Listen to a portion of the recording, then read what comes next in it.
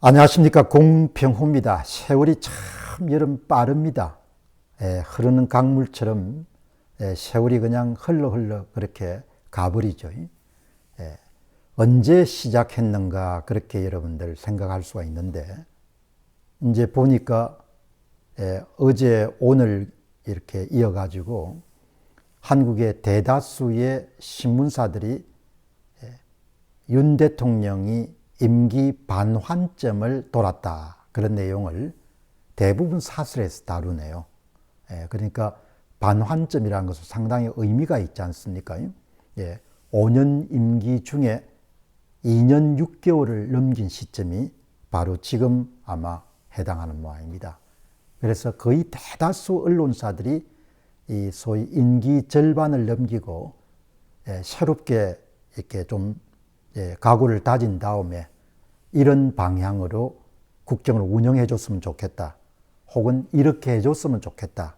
그런 다짐, 바람, 요구, 소망 이런 부분들을 여러분들 담은 그런 사설들이 이번에 오늘 거의 대부분의 언론사들이 다 다뤘네요. 절반이라는 것은 의미가 있지 않습니까? 그래서 이제 오늘 동아일보를 보니까 대표적으로 임기 후반을 시작한 윤 대통령, 쓴소리에 귀를 열고 인적 쇄신을 서두르기 바랍니다. 이런 사설을 실었는데 중앙도 마찬가지고 조선도 마찬가지입니다. 임기 후반을 시작한 윤 대통령이 쓴소리에도 귀를 기울이고 그리고 인적 쇄신을 단행해야 된다. 그런 내용들이 오늘 줄을 이루고 있는데, 자, 이거 장관을 바꾸려고 하니까 장관을 제대로 바꿀 수가 있습니까?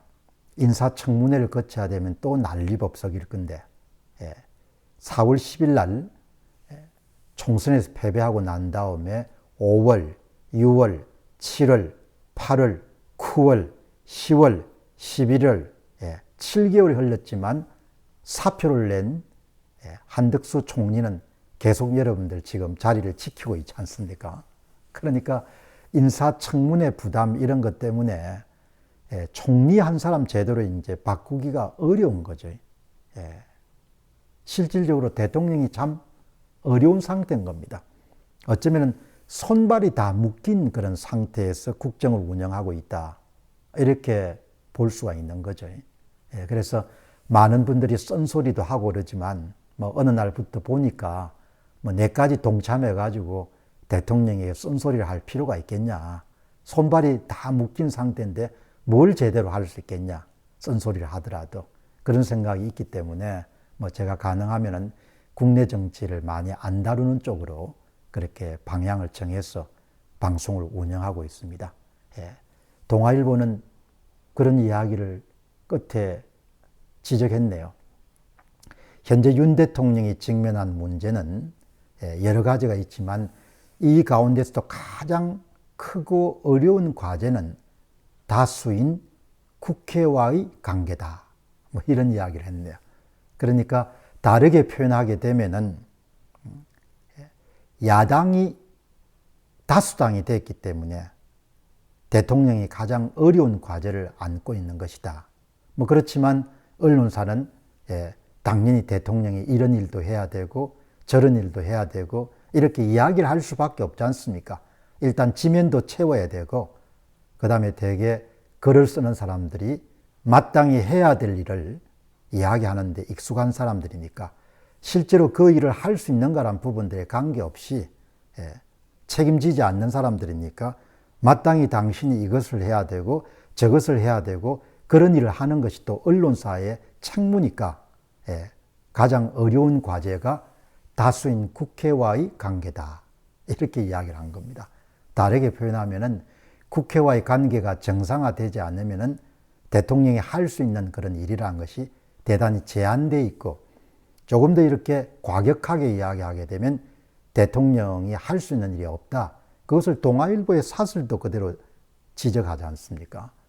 임기 후반을 시작한 윤 대통령을 보면은 지금 미국 대통령 선거가 끝나고 난 다음에 취임과 동시에 다양한 행정명령, 이규젝티브 오더를 통해 가지고 본인이 구상했던 그런 정책을 실현하기 위해서 지금 트럼프 후보의 당선을 도왔던 싱크탱크뿐만 아니고 측근들이 지금 이미 행정명령에 관한 그런 구체적인 내용들을 준비하고 있다. 이런 그 외신들이 속속 이렇게 들어오지 않습니까? 그리고 어김없이 이번에 미국의 대통령 선거를 보면은 함께 여러분들 발표되는 것이 상원 다수당이 누가 될 것인가, 하원 다수당이 누가 될 것인가, 그것이 대통령 선거 결과와 함께 항상 동전의 양면처럼 따라다니지 않습니까? 다행히 트럼프 후보는 상원에서 53석, 100석 가운데 53석 현재까지 상원 다수당이 됐고, 특별한 이변이나 기적적인 일이 발생하지 않는 한 공화당이 하원에서도 다수당을 차지했지 않습니까? 그 상하원의 다수당을 차지했기 때문에 거기다 대통령이 갖고 있는 고유 권한인 행정명령까지 더하게 되면은 트럼프 2기는 트럼프 당선인이 처음에 구상했던 대로 모든 것을 실현해 볼 수 있는 그런 종류의 기초 기반이 다 조성이 된 거죠. 윤 대통령은 아무리 말씀을 4대 개혁을 어떻게 하고 좀 열심히 잘해보겠다고 그렇게 하더라도 대통령의 의지나 이런 부분들, 의욕이란 부분들을 높게 사지만 실질적으로 할 수 있는 게 거의 없지 않습니까? 왜냐하면 선거마다 다 패배를 했기 때문에.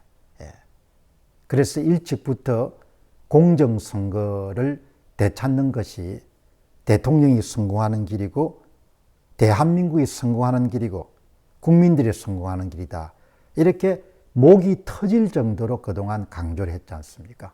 그러나 대통령은 그런 소수의 목소리에 철저하게 함구했고 어쩌면은 좀 놀라울 정도로 외면을 해왔기 때문에 현재 본인이 손발이 묶인 상태에서 집권 후반기를 지금 이제 시작하게 된 겁니다.